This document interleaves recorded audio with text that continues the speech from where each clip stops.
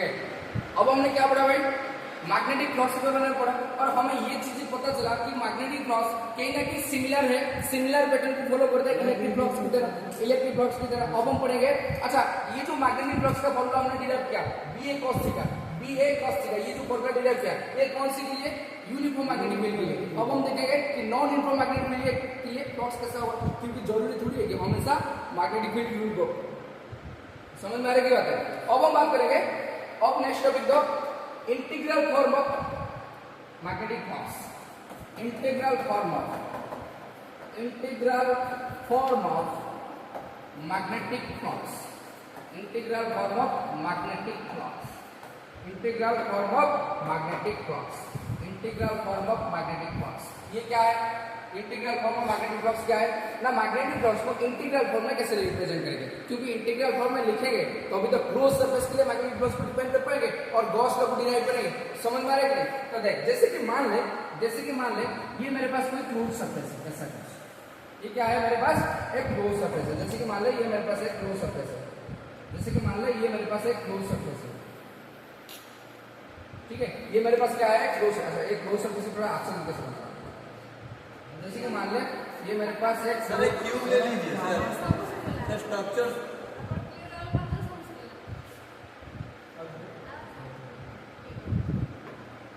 Sir आपण cube नहीं structure नहीं एक सेकंड, जैसे कि मान लो ये कोई क्लोज सरफेस है, हो गया, जैसे कि मान लो ये कोई क्लोज सरफेस है, ठीक है, क्या integral form of magnetic flux, जैसे कि मान लिया ये कोई क्लोज सरफेस है। अब हम ओपन सरफेस की बात कर रहे थे, अभी जो हमने फॉर्मूला डिराइव किया phi equal to B A cos theta, ये कौन सी सरफेस के लिए डिपेंड कर रहे थे, फ्लैट सरफेस ओपन सरफेस के लिए, लेकिन बाकी ये क्लोज सरफेस उसके लिए भी दिखेंगे, समझ में आ रहा है कि नहीं। इसलिए हम क्लोज सरफेस के लिए जो फ्लक्स का बात करेंगे, एक सेकंड, क्लोज सरफेस के लिए जब हम फ्लक्स को डिफाइन करते हैं हमेशा इंटीग्रल फॉर्म यूज करते हैं। याद कर इलेक्ट्रिक फ्लक्स की बात, इलेक्ट्रोस्टैटिक में गॉस लॉ की बात, गॉस लॉ में क्लोज सरफेस को डिफाइन हो रहे थे और क्लोज सरफेस के लिए जब वो मैग्नेटिक फ्लक्स को कैलकुलेट कर रहे थे, कैसे कैलकुलेट कर रहे थे, क्या डायरेक्ट फॉर्मूला लगा के नहीं, इंटीग्रल फॉर्मूला, ठीक है कि नहीं। तो यहाँ पे वही चीजें होगा, देख जैसे कि मान लीजिए इधर क्या है,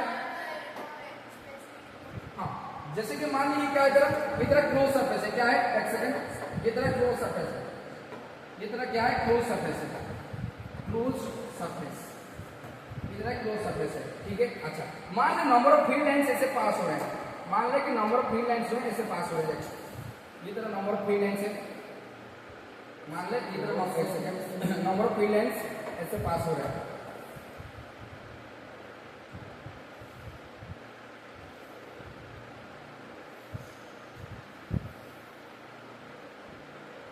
अच्छा देखा ना, ये जो मैग्नेटिक फील्ड यहाँ पे मैंने डेवलप कर रहा हूँ, देख गैप हमेशा मेंटेन नहीं हो रहा है ढंग से, ये नॉन यूनिफॉर्म मैग्नेटिक फील्ड बता रहा हूँ, समझ में आ रहा है, हो सकता है नॉन यूनिफॉर्म मैग्नेटिक फील्ड क्या होता है, वेक्टर होता है, मैग्नीट्यूड अगर चेंज हो रहा है डायरेक्शन सेम हो, इसमें क्या फर्क पड़ेगा, मैग्नेटिक फील्ड क्या होगा भाई, नॉन यूनिफॉर्म हो जाएगा, समझ में आ रहा है, हाँ समझ में आ रहा है।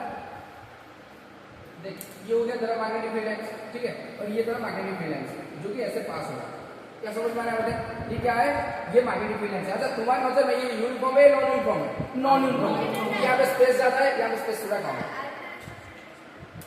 हाँ ये सरफेस है आर्बिट्ररी, लेकिन ये मैग्नेटिक फील्ड का स्ट्रक्चर में तेरे को क्या पता चलता है, ये यूनिफॉर्म है नॉन यूनिफॉर्म है, नॉन यूनिफॉर्म है, समझ में आ रहा है, मैं वही चिन्ह बोलना चाहता हूँ, ठीक है। ये क्या है मैग्नेटिक फील्ड, अच्छा ये ऐसे पास हो रहा है। अच्छा अगर मान ले ये क्या है, बड़ा सा क्लोज सरफेस है, मैं क्या करूं यहाँ पे छोटा सा, याद करना रिलेट कराना, याद कर रिकल करने के टाइम आ गया है, अगर मैं यहाँ पे छोटा सा पेज को यहाँ पे कंसीडर करो, ऐसे छोटा सा पेज को कंसीडर करो ऐसे, तो ये क्या है मेरा छोटा सा सरफेस एरिया लिया, क्योंकि ये क्या है क्लोज सरफेस है, तो यहाँ पे छोटा सा सरफेस एरिया लिया, तो इस छोटा सा सरफेस एरिया क्या हो गया डीएस, तो उसका भी वेक्टर होगा, एरिया वेक्टर होगा, किधर होगा, क्या यही तरह हो जाएगा एरिया वेक्टर, क्या यही तरह हो जाएगा एरिया वेक्टर, देखना परपेंडिकुलर होगा, यही तरह हो जाएगा area vector, yes sir no, yes sir no, क्या यही तरह हो जाएगा एरिया वेक्टर, ऐसे ये क्या हो जाएगा एन कैप, समझ में आ रहा है। अच्छा मेरे को एक बात बता, अगर मैं यहाँ पे मैग्नेटिक फील्ड को थोड़ा सा एक्सटेंड करूँ, यहाँ पे अगर मैग्नेटिक फील्ड को थोड़ा सा एक्सटेंड करो ऐसे, एक सेकंड यार उनके बीच, अच्छा इसको थोड़ा सा इधर बनो, एक सेकंड, अगर मैं मैग्नेटिक फील्ड को एक सेकंड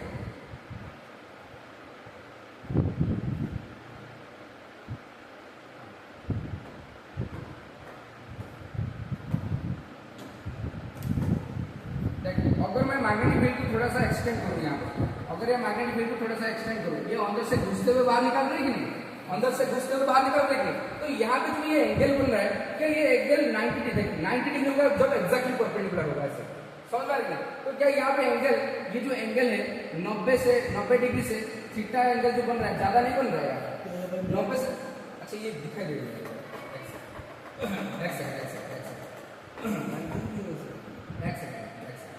एक्चुअल में क्या होगा ना, मैं बता रहा हूँ, यहाँ पे जो एरिया में बता है पेज को हमने ऐसे काटा है कि नहीं, मतलब यहाँ पे जो छोटा सा सरफेस एरिया लिया ऐसे लिया कि नहीं, समझ में आ रहा है? तो ऐसे लिया तो उसका जो यूनिट वेक्टर आएगा, उसका जो यूनिट वेक्टर आएगा क्या ऐसे नहीं आएगा, उसका यूनिट वेक्टर ऐसे नहीं आएगा, ये सरफेस एरिया के लिए परपेंडिकुलर होगा, लेकिन ऐसे तो ना क्योंकि ये टिल्टेड है, समझ में आएगा?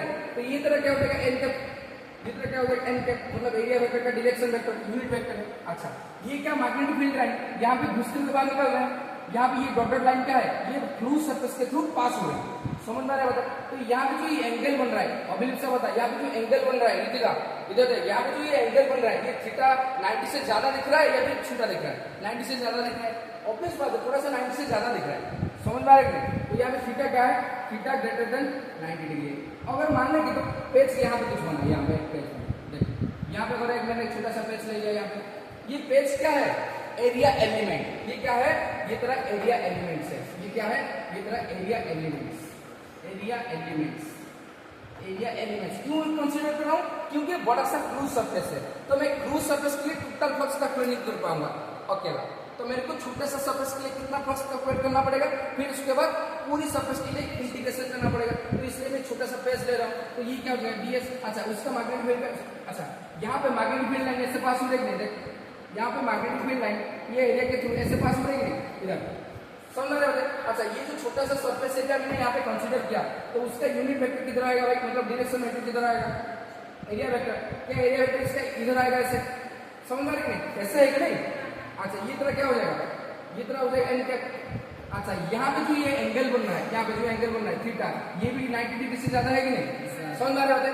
अगर ये यहाँ पे मैं छोटा सा फ्लक्स कैलकुलेट करूँ, छोटा सा फ्लक्स क्या हो जाएगा, डी फाई इक्वल टू क्या हो जाएगा, B vector, B into DS vector, यही था कि नहीं, बी वेक्टर डीएस वेक्टर, छोटा सा एरिया, छोटा सा फ्लक्स, छोटा सा एरिया के थ्रू छोटा सा मैग्नेटिक फील्ड जा रहा है, छोटा सा फ्लक्स डेवलप होगा, कितना आएगा, अब हाँ कि ना बोल रहे हैं, तो इसको मैं लिख सकता हूँ ना B D S cos theta, ये तो बोलूंगा। अच्छा मैंने कई बार बोला थीटा यहाँ पे 90 डिग्री से बड़ा है कि नहीं, थीटा अगर 90 डिग्री से बड़ा होगा, ठीक है, तो कॉस का वैल्यू क्या होगा, नेगेटिव, कॉस का वैल्यू नेगेटिव, क्यों, क्योंकि थीटा जब 90 डिग्री से ज्यादा होगा सेकंड क्वाड्रेंट में आता है, और सेकंड क्वाड्रेंट में कॉस क्या होता है, नेगेटिव, तो यहाँ पे क्या हो जाएगा, ये नेगेटिव हो जाएगा, मतलब यहाँ पे जो फ्लक्स अंदर जा रहे हैं, यहाँ पे जो फ्लक्स अंदर जा रहे हैं, जिसके कारण फील्ड के साथ थीटा 90 डिग्री, मतलब एरिया वेक्टर के साथ वो एंगल जो बना रहा है 90 डिग्री से ज्यादा बना रहा है, ठीक है नहीं? देख मैग्नेटिक फ्लक्स ऐसे पास हो रहा है, लेकिन एरिया वेक्टर तो ऐसे है ना, तो दोनों के बीच में एंगल कितना है, 90 से बड़ा हो रहा है, तो फ्लक्स क्या होगा, नेगेटिव, तो इसलिए इनकमिंग फ्लक्स, इनकमिंग फ्लक्स मतलब जो फ्लक्स अंदर की तरफ जा रहे हैं, ये क्या होगा, नेगेटिव। याद कर इलेक्ट्रोस्टैटिक में भी पढ़ाया था, इलेक्ट्रोस्टैटिक में भी पढ़ाया था, इनकमिंग फ्लक्स नेगेटिव, क्योंकि थीटा यहाँ पे 90 डिग्री से बड़ा है। अब देख एसटीसी रूल पता है कि नहीं, एएसटीसी, यहाँ पे फर्स्ट क्वाड्रेंट सेकंड क्वाड्रेंट मतलब 90 डिग्री से ज्यादा होगा ना, ठीक है, सेकंड क्वाड्रेंट में कौन पॉजिटिव होता है, कॉस पॉजिटिव होता है, अब साइन पॉजिटिव होता है, कॉस नेगेटिव होता है, समझ रहे हो? तो यहाँ पे जो थीटा 90 डिग्री बन रहा है, थीटा 90 डिग्री से कुछ भी एंगल बनेगा, 120 डिग्री हो, कुछ भी हो, तो कॉस का वैल्यू नेगेटिव आएगा कि नहीं, नेगेटिव आएगा तो फ्लक्स नेगेटिव होगा, तो नेगेटिव मतलब जितने भी इनकमिंग फ्लक्स है वो क्या माना जाएगा, नेगेटिव। समझ में आ रहा है?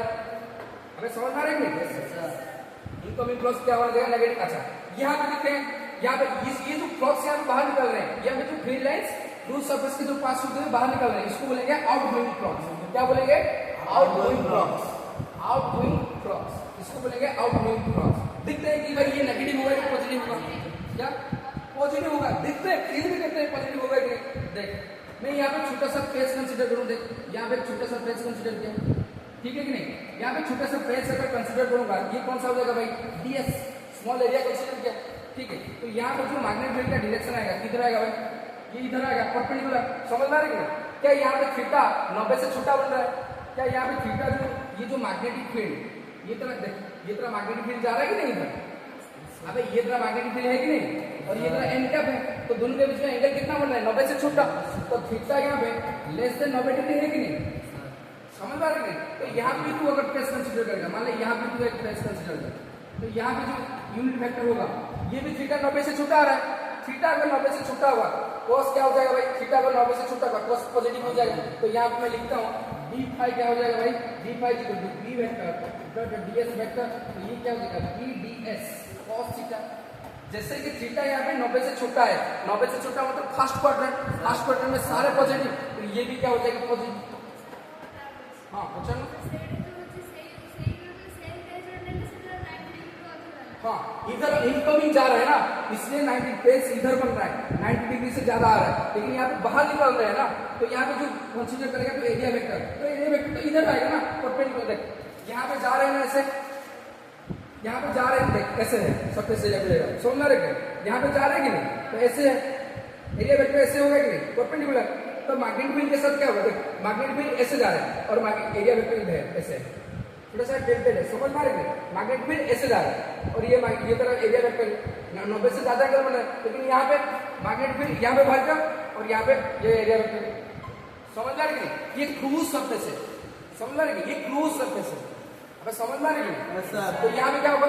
यहाँ पे 90 डिग्री से ज्यादा होगा, तो 90 डिग्री से अगर ज्यादा होगा थीटा, तो cos थीटा का वैल्यू क्या होगा? नेगेटिव, क्योंकि सेकंड क्वाड्रेंट, तो फ्लक्स क्या हो जाएगा? नेगेटिव। इसका मतलब जितने भी मैग्नेटिक फील्ड लाइंस अंदर घुसेंगे उसको बोलेंगे इनकमिंग फ्लक्स, और वो हमेशा नेगेटिव होगा क्योंकि थीटा 90 से ज्यादा है। और जितने मैग्नेटिक फील्ड लाइंस एक क्रूज सरफेस के थ्रू बाहर निकलेंगे उसको बोलेंगे आउटगोइंग फ्लक्स, और यहाँ पे आउटगोइंग फ्लक्स क्या होगा? पॉजिटिव होगा, क्योंकि थीटा यहाँ पे 90 से छोटा है फर्स्ट क्वाड्रेंट में। समझ में आ रहा है? cos का वैल्यू क्या होगा? फर्स्ट क्वाड्रेंट में पॉजिटिव, तो यहाँ पे क्या होगा? Outgoing flux. तो आउटगोइंग फ्लक्स क्या हो जाएगा यहाँ पे? पॉजिटिव। तो यहाँ पे दो चीजें हमें पता चला कि जो मैग्नेटिक फ्लक्स होगा, मैग्नेटिक फ्लक्स इनकमिंग फ्लक्स क्या होगा भाई? Negative, and outgoing flux positive. क्या समझ आ रहा है? अच्छा एंगल अगर 90 से बड़ा हो कौन सा एंगल बोलते हैं? Obtuse angle. अगर एंगल थीटा 90 से छोटा हो उसको बोलते हैं एक्यूट एंगल। थीटा अगर 90 से छोटा होगा कौन सी क्वाड्रेंट? First quadrant. समझ आ रहा है क्या? 90 से देख मैं यहाँ पे लिख देता हूँ, देख यहाँ पे जो इनकमिंग फ्लक्स जा रहे हैं यहाँ पे मैग्नेटिक फील्ड के साथ जो मैग्नेटिक फील्ड एरिया वेक्टर के साथ कितना एंगल बना रहे हैं? थीटा 90 से ज्यादा एंगल बना रहे हैं, तो इस टाइप का एंगल को बोलेंगे ऑब्ट्यूज एंगल। जो एंगल 90 से बड़ा होगा उसको बोलेंगे ऑब्ट्यूज एंगल। और यहाँ पे थीटा, यहाँ पे जो एंगल बन रहा है कितना है? थीटा 90 से छोटा है, ठीक है ना? जब थीटा 90 से छोटा होगा उसको बोलेंगे एक्यूट एंगल। क्या बोलेंगे? Acute angle. समझ में आ रहा है? और एक्यूट एंगल हमेशा फर्स्ट क्वाड्रेंट में आता है, 0 से लेकर 90 डिग्री। तो फर्स्ट क्वाड्रेंट ट्रिगोनोमेट्री में पढ़ा होगा तो इतना सा आइडिया होगा, पॉजिटिव, सारे पॉजिटिव, तो इसलिए आउटगोइंग फ्लक्स क्या होगा? पॉजिटिव। लेकिन इनकमिंग फ्लक्स के लिए थीटा 90 डिग्री से बड़ा हो रहा है, ऑब्ट्यूज एंगल हमेशा सेकंड क्वाड्रेंट में आएगा, 90 से परे आएगा, 90 से 180 के बीच में आएगा, तो यहाँ पे cos का वैल्यू नेगेटिव होता है, इसलिए फ्लक्स क्या हो जाएगा? नेगेटिव। इसका मतलब इनकमिंग फ्लक्स नेगेटिव। समझ में क्या हो रहा है? क्या यही चीज है, यही कॉन्सेप्चुअल मतलब सिनेरियो मैं तुम्हें इलेक्ट्रोस्टैटिक में पढ़ाया था, इलेक्ट्रिक फ्लक्स के दौरान ये तरह इन डेप्थ एनालिसिस है, ठीक है? फ्लक्स के बारे में PhD हो गई और कोई जरूरत नहीं, सारे प्रॉब्लम सॉल्व। समझ आ रहा है? तब समझ आ गया कि नहीं?